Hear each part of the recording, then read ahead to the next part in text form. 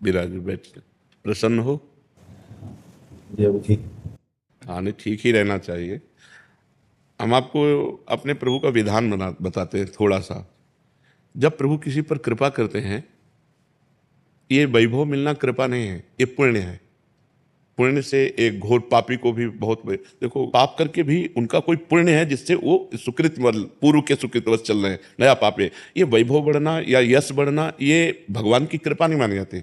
भगवान की कृपा मानी जाती है अंदर का चिंतन बदलना, जिससे आपके अनंत जन्मों के संस्कार भस्म होकर और अगला जो है वो बड़ा उत्तम होगा। अंदर के चिंतन से होता है, बाहर से कुछ नहीं होता। महत्व अंदर का चिंतन। अच्छा, अंदर का चिंतन हम लोगों का स्वभाव बन गया बहिर्मुखी। बहिर्मुखी मतलब बाहर, बाहर यश कीर्ति लाभ विजय, इससे हमको सुख मिलता है। अंदर से कोई मतलब नहीं रखता कोई, कोई विरला ही अंदर से। अब क्या होता है, भगवान जब कृपा करते हैं तो संत समागम देते हैं, फिर दूसरी जब कृपा होती तो विपरीतता देते हैं, और फिर अंदर से एक रास्ता देते हैं, ये मेरा रास्ता है, ये परम शांति का रास्ता है, ये शांति का रास्ता नहीं। भगवान वो रास्ता देते हैं और जीव को अपने पास बुला लेते हैं। बिना प्रतिकूलता के संसार का राग नष्ट नहीं होता। किसी को भी वैराग्य होता है तो संसार की प्रतिकूलता देखकर वैराग्य होता है। सब कुछ हमारे अनुकूल है तो हम आनंदित होकर उसका भोग करते हैं। जब हमारे ऊपर प्रतिकूलता आती है तब ठेस पहुंचती है कि इतना झूठा संसार, तो अंदर से भगवान रास्ता देते हैं, ये सही है। भगवान बिना प्रतिकूलता के इस संसार को छुड़ाने का कोई भी औषधि नहीं रखी। आज तक जितने बड़े महापुरुष हुए हैं, जिनका जीवन बदला है, उनको प्रतिकूलता का दर्शन करके बदला है। तो कभी प्रतिकूलता आए तो उस समय आनंदित हो कि मेरे ऊपर अब भगवान की कृपा हो रही है, कि मुझे सतमार्ग में चलने की प्रेरणा मिल रही है। अगर सतमार्ग छूटा हो, ये सब तो एक सेकंड के लिए आप विचार कीजिए। अब अपना सुधार कर लो, अपने जीवन को सत्य में ले आओ, तो अगला जो होगा वो बहुत जोर का होगा। चाहे जन्म हो तो श्रीवान कुलवान धनवान वैभव संपन्न ऐसे, और भक्ति की अनुकूलता, भक्ति की अनुकूलता। खास बात श्रीवान धनवान कुलवान नहीं, खास बात भक्ति की अनुकूलता। अगर इस जन्म में भगवत प्राप्ति नहीं हुई तो भगवान श्री कृष्ण ने गीता में कहा है कि मेरे भक्त का नाश नहीं होता, मैं कुलवान धनवान श्रीवानों के कुल में जन्म देता हूं और फिर पुनः भक्ति का माहौल देता हूं, और पूर्व का जो भजन छूटा हुआ हो वहीं से उसको। अब बिल्कुल ऐसे ही रहो जैसे रह रहे हो, बिल्कुल संसारिक बन करके रहो, लेकिन अंदर का चिंतन आपका बदल जाए।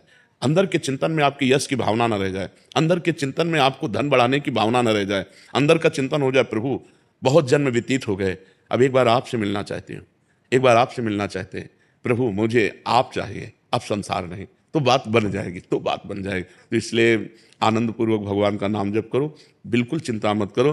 बाबा, क्या नाम जप से हो जाएगा? पूरा, ये हम अपने जीवन का अनुभव बताते हैं। सांख्य योग और अष्टांग योग और कर्मयोग और भक्ति योग, चारों योगों में प्रवेश रहा है। पहले हम सन्यासी रहे हैं 20 वर्ष, 20 वर्ष सन्यासी रहे काशी विश्वनाथ जी। तो हम सांख्य योग, अष्टांग योग, जो अष्टांग योग है ना, अष्टांग योग कर्मयोग, इन तीनों को अच्छी प्रकार जान करके और फिर भक्ति योग में आए हैं। स्वयं भगवान शंकर से बढ़कर कोई ज्ञानी तो नहीं ना, सनकादि से बढ़कर कोई ज्ञानी नहीं। वो हरिशरणम हरिशरणम, सनकादि हर समय जपते रहते हैं, भगवान शिव राम राम राम राम राम राम जपते रहते हैं। हम वृंदावनवासी प्रिया प्रीतम के उपासी, तो जो राम में राह है वही राह है, जो धा है ये रस देने वाली वस्तु है। तो हम राधा राधा राधा राधा, मतलब आप ये समझो कि हमारी इतनी तार्किक बुद्धि रही, हमारी श्रद्धालु बुद्धि नहीं रही।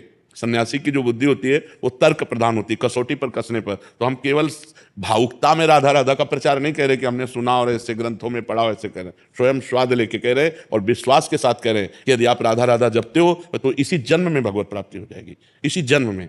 जैसे किसी से कहा जाए कि तुम सत्य बोलो, मंदिर में चढ़ के बोलो, तो हम मंदिर में नहीं, हम वृंदावन में बैठे हैं। करोड़ों मंदिर इसकी समानता नहीं कर सकते, भगवान का परम धाम है। अगर राधा राधा नाम चल रहा है तो इसी जन्म में भगवत प्राप्ति हो जाएगी। हमारी आखिरी श्वास यदि राधा, तो मुझे श्री जी की प्राप्ति, भगवान की प्राप्ति हो जाएगी, इसमें कोई संशय नहीं। और किसी साधनों की कोई आवश्यकता नहीं, आप केवल अंदर ही अंदर चलाइए और लिखिए। देखो, हम जो कह रहे हैं उसको समझो। बहुत अधिक नाम जपने की हमें चेष्टा नहीं करनी, कम संख्या हो लेकिन मन लगा करके हो।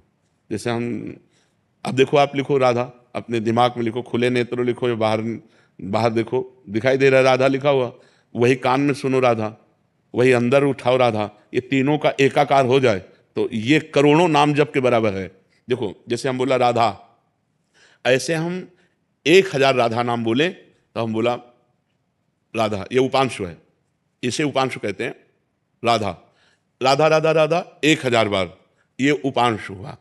अब ये ऐसे उपांशु हम 10,000 बार जप करें, अंदर देखते हुए बोले राधा, उपांशु 10,000 बार नाम जप करने का फल एक बार मानसिक में है।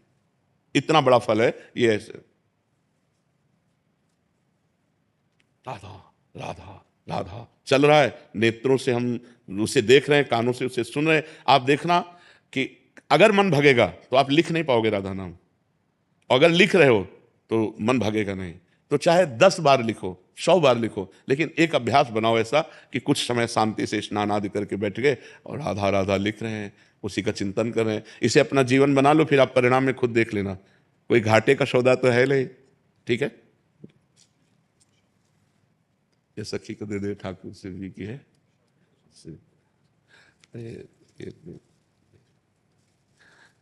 खूब आनंदित रहो, नाम जप करते रहो, प्रसन्न।